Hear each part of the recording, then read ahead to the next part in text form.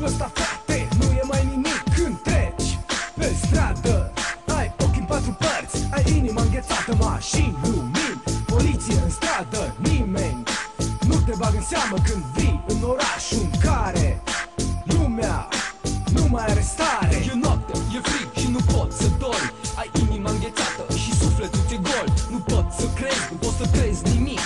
Lumea te înșală și parcă totul s-a sfârșit. Dar am înțeles că viața e un coșmar și în lumea de afară totul e amar. Îmi pare rău că nu e doar un vis și îmi pare rău că orașul este trist. Orașul trist, luminile s-au stins, lumea e rea și viața este grea.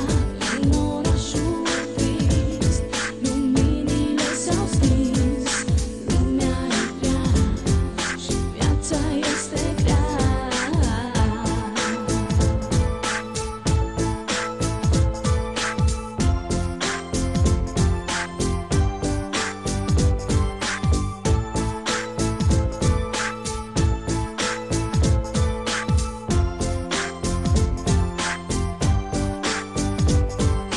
Stânga, dreapta, totul e la fel. E orașul în care unii nu au niciun cel. Pleacă bine, speră în mai bine. Sunt oameni simpli, ca mine și ca tine. Aha, aha, da, da, da. Orașul este trist și viața este grea.